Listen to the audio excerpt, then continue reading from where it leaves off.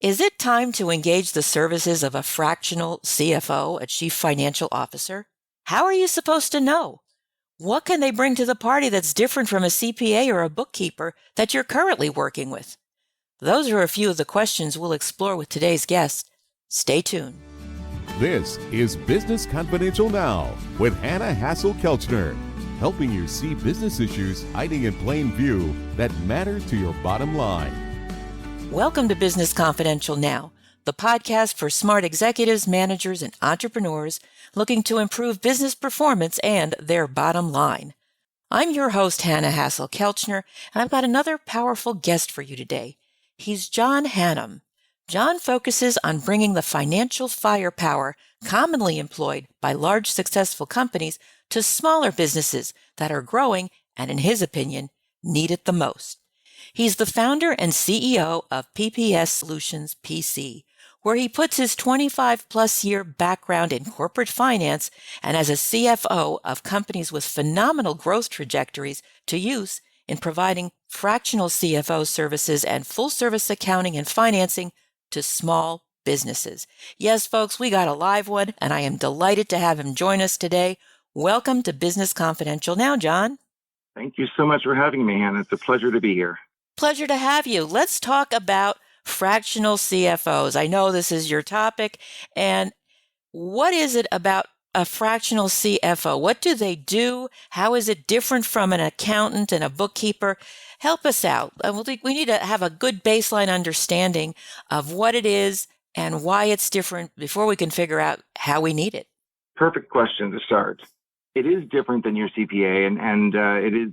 Most businesses don't quite understand that. So most of what I do is actually educating, even clients that we work with on a daily basis, kind of educating them on how they should interact with us and employ us and what our skill set is. So to start with, a CFO is really in the boardroom, in the business, in the C-suite, kind of however you want to say that in your business. That person's engaged in your business at the high level, and it's engaged on a daily, weekly, or monthly basis. So they're actually involved in your operational decisions, helping you from a financial perspective. They're bringing that finance perspective to the executive table. Quite a bit different in the relationship that you would have with your normal CPA, who you would call in and kind of advise of a situation or talk about a specific thing that you need help with. Usually your tax return or something to do with a big government type of interaction. The CFO is embedded in the company every day. In a traditional larger company, they're dealing with overseeing accounting. They're not doing the entries. You're not sitting at a desk and touching the accounting usually, but they're making sure that the accounting is good, and they are doing financial planning and analysis. So preparing the budget, reviewing the budget, bringing that budget to the rest of the organization, working to make sure that we know what the organization is going to expect to do. So from a fractional perspective, we do the same things. We should be the CFO. We just don't do it for one company. So we need to help with the accounting. We need to help with the decisions and be involved with the management on a daily, weekly, or monthly basis. And we need to be preparing and executing that budget on a monthly basis. Well, that's a whole lot. And I'm just wondering, at what stage of a business's development is it appropriate to have that level of participation? You're talking about daily, weekly, monthly, even if it's just done fractionally, where there's a phone call once a week or a meeting once a week with a fractional CFO. It still seems like it's requiring a pretty sophisticated level of business growth or existence, shall we say, not necessarily a startup. Or maybe I'm wrong. I mean, is a fractional CFO something a startup should consider consulting with? Certainly a startup, depending on how that startup is capitalized and what that startup intends to do when it starts itself up. I think that a CFO is almost required in some of those cases. If you've got a highly capitalized company in that startup, or you really need to have some regulatory filings, there really should be somebody doing that strategy from the very beginning. I think the size of slice of a CFO that most companies need is fairly small when they start out, though. Your CPA might fill in that gap and be able to provide you with the information that you would need to set up your chart of accounts or do your first budget, that type of thing. put the plan behind a business plan to get the SBA done. But my belief is that you should have that CFO in there.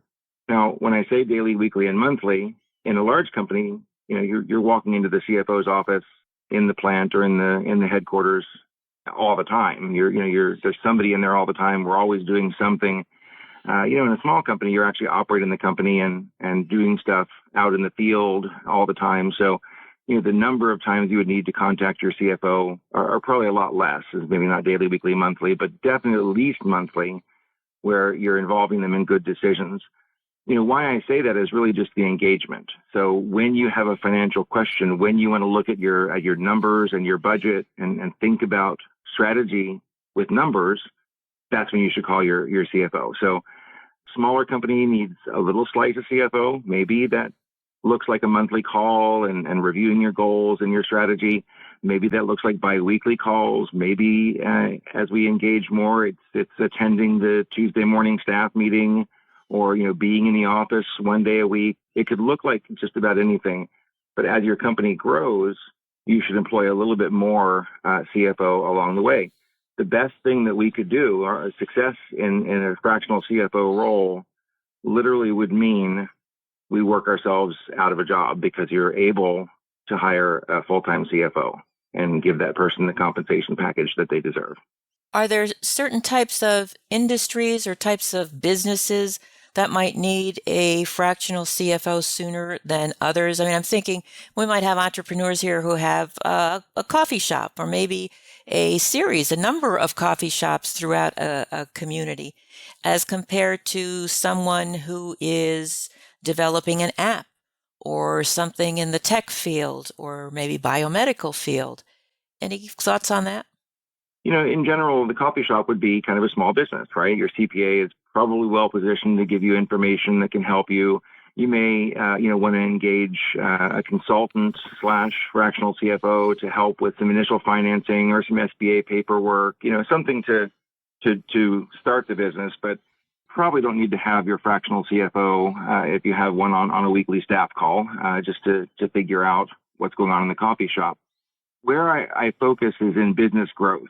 If you have one coffee shop, but you want to take the profits of that and start investing in number 2, 3, 4, make a plan for distribution and a roasting plant and other activities of a coffee empire, then you should have a CFO in there from the very beginning, and you're probably going to need to allocate some resources to that activity, to that person, and make sure that they're embedded in the management.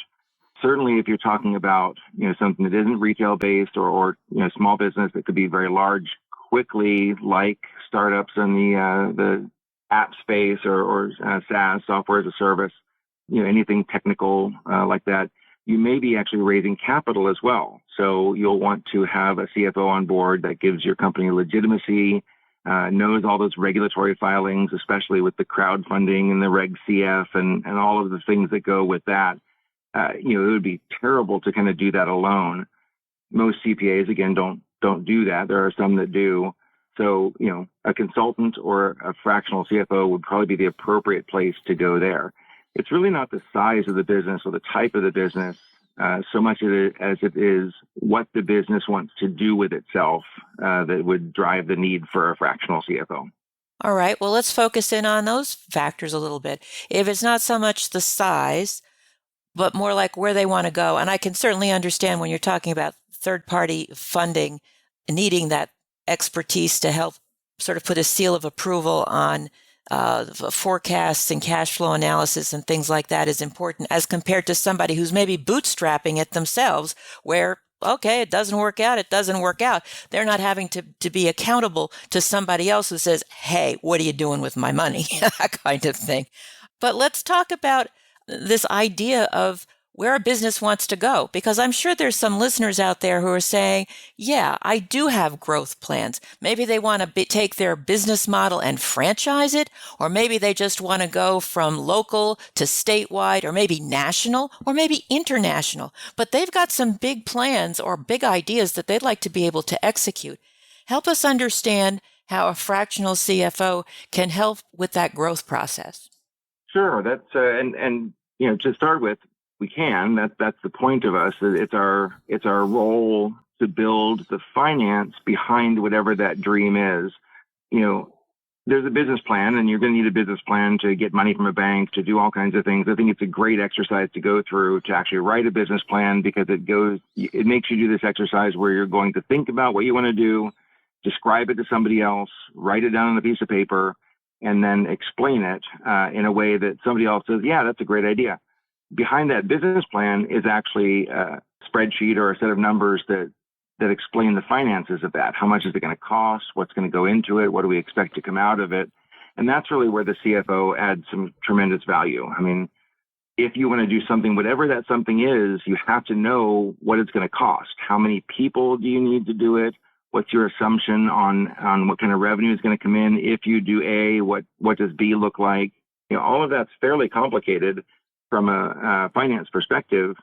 So what a CFO does is takes that vision and puts it into numbers and says, are you sure that if we hire one salesperson here, you can get $1 million worth of sales here? Are you sure that, if we put this plant somewhere that we can produce X, Y, and Z? And we make the spreadsheet behind that.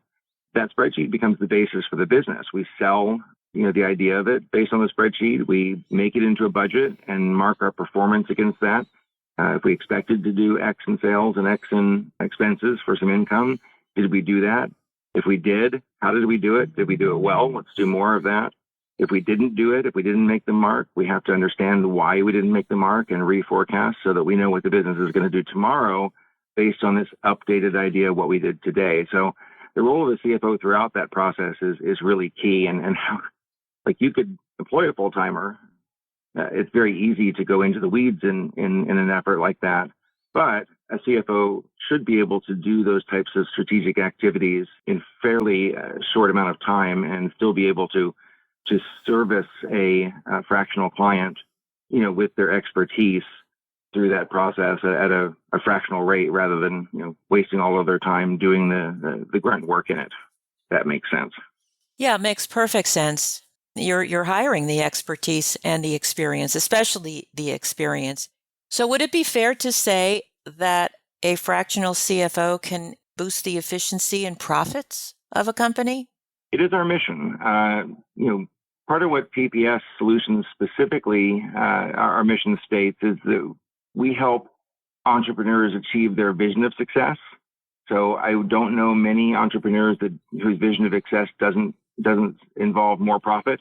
So, kind of inherently, most of the time we are looking for ways to make the company more profitable rather than less or rather than anything. But really there may be some nuances there too. We might be working with a company that wants to make more profit because they want to treat their people very specifically fairly, or they want to give back to a cause or do something differently. They want to create a sustainable process, which isn't necessarily the cheapest process. So we're very keen on understanding what the mission of the company is and the vision of success, and then we help create a plan to do that.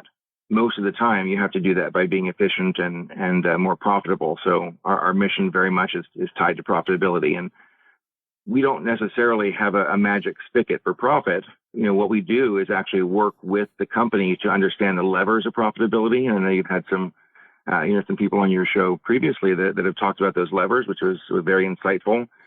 We work with the entrepreneurs to understand those levers and execute them on a daily basis. When you pull a lever of profitability, did it do what you wanted it to do? Oh, it did or didn't.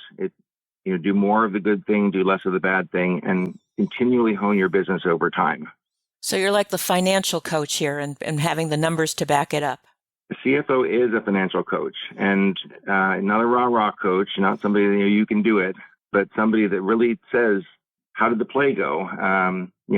Everybody always uses football metaphors. So, make the X's and O's on the chalkboard afterwards and say, how did we do that? Did we do well or not? How do we do it differently in the future? CFO never has the magic. I've seen things done 1,000 different ways at different companies and 1,000 different ways of successfully doing something. There's no magic template. You can certainly use your experience to say, this sometimes works and that I know doesn't. But it's really a collaboration, that coaching collaboration of the entrepreneur, the CFO, probably some marketing people and some other disciplines in addition to finance as well, that make the magic of business success. We just bring the finance for that. That all sounds great, John. I appreciate that perspective. And I'm sure some of our listeners do, and some are saying, yeah, but a CFO, even a fractional CFO, sounds like an expensive proposition. Even if it's just a small piece, that's something for the big times, for the big boys. How are fractional CFO services priced? Are there fixed fees? Is it done hourly? Is it a monthly retainer? I don't need specific numbers, but I'd just like to give listeners an idea of what to expect in terms of a pricing model. Sure. Well, it's a little bit like asking, what flavors of ice cream are there? There are firms out there that do things in a lot of different ways. So I'll kind of explain what we do and also some of the other firm models that your listeners might see in the world and how to differentiate or how to decide what's right for them. You mentioned an hourly model. Some people work on that. I consider that a consulting model. And, you can get somebody for a very limited number of hours and, allow them to do specifically what you ask them to do. The bad thing is that they have to allocate those hours over to you and work for you those hours. If they didn't accomplish the thing that they needed to do during that time, it might stretch out into longer, or you didn't get it done, and so the bill either changes or it didn't happen. To me, that feels like a consulting model. Additionally, because it might mean that they're telling people to do things and then going away from that process. It's also right for reduction. So if I'm paying you for 20 hours a month, for example, and I need to reduce expenses, I can just start cutting that to 10, and we're not getting the same efficiency or effectiveness. And to me, it's something great for a consultant, but not necessarily for a fractional CFO. There's also kind of the 1 day a week model, where this is kind of the part-time CFO model that I would say launched our industry. You took a CFO and they went to a different place every day, and you can have 5 clients because there are 5 days of the week, and maybe a little bit more than that if you're super want to work some extra hours. But 1 day a week, and you pay 1/5 basically of the salary to that expected salary to that person. It's nice because you get that whole day of interaction. You get 1/5. I think the drawbacks of that are, on the days that they're not there, they're somewhere else and doing something else to where they're not accessible to you. So, if you have your Monday CFO and you need to ask a question on Friday, that to me is an issue or a difficulty. Also, I know for myself, when I'm in client for a whole day, you're not actually doing all of the work that for that client that day. You might be spending some time doing other things and really not being effective for all of the day. So, I think you still have to spend those number of hours, and there might be some inefficiency there. PPS Solutions works on a subscription model, which I do like better. When I first started the company, we were on a consulting model, and I've kind of pivoted away from that into the subscription model. So for a flat fee every month, based on the kind of services that you need, the size of your business, et cetera, we'll put together a proposal that will kind of be in that 3-level bargain to Cadillac version of a CFO, and you'll have access to that person throughout the month, throughout the year, throughout the week, day, week, month. So you might have 1 or 2 meetings on the calendar to talk about financials, goals. As they close the books, we need to review the financials every single month because it's super important that you stay involved in the financial health of your business, regardless of what's going on. We have to have that meeting and need for the owners, entrepreneurs to be engaged in that meeting. You might not need that person for a whole lot of time in between, right? That person's still doing things like making sure that, that your business is keeping up with all of its accounting, making sure that you're still registered in the right states and doing all the compliance stuff, maybe doing schedules or analysis to keep the budget up to date, but you're not actually dealing with them every day. They're still doing all those CFO tasks for you on a monthly basis, but you also have access to them. So if you do need a question on a Friday and they traditionally even work on your engagement, even if they're not in your office on Monday, you can still call them and ping them and have that interaction and say, oh, I need to make this decision today. So can you help me with that? To me, it's a way for small businesses to have the appearance of a CFO, A lot of times we actually use the email addresses for client side. So, our CFOs might have the client side emails, and just literally their signature block says CFO of XYZ company. So, for a flat fee of just a few $1,000s a month at the bottom of that level, you can really have a decent access to a CFO.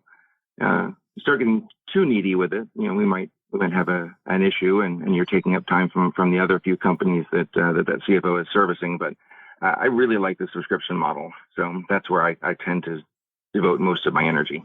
Well, thank you for that overview. I think that, especially pointing out the pluses and the minuses of each depends what people are comfortable with and what they're looking for. So it's good to know that there are these different options out there when trying to find a fractional CFO if you're ready to go that route. Which brings me to my last set of questions about how do you go finding somebody? I know you're good, John, but maybe not everybody can access you. How do they go about finding a good fractional CFO? Where do they look, and what questions should they be asking in order to identify the best person to work with? Because I'm sure there are people out there, as they are in every profession. Oh, yes, I'm great. I can do XYZ for you. And you find out that they're full of hot air and they're really not qualified. They really don't have the expertise. What would I need to ask in an interview with them to determine whether, it's a good fit or not? It's a great question, and just like everything fractional, I would say if you remove the fractional from it, you can answer the question by just saying, how would I normally hire a CFO? Where would I go?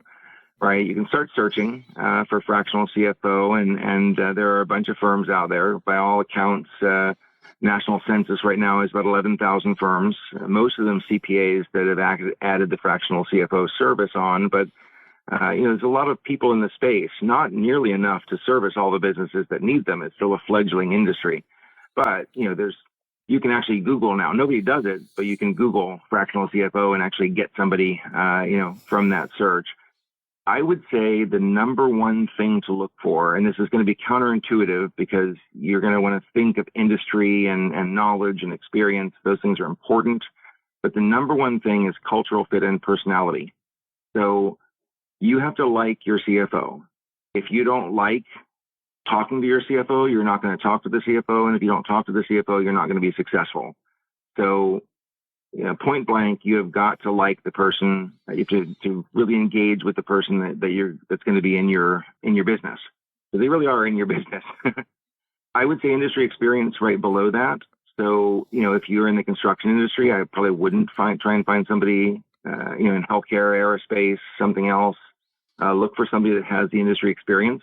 Their firm resume is going to clearly state what their CFO experience is. The CFOs have experience in these industries, and that's what they should support. Most of the CFOs that I know only support industries that they have direct CFO experience in. Some of the CPAs, because they touch a large number of businesses, do work outside of, in all general business. My personal belief is that industry experience and being in the CFO chair within that industry is key.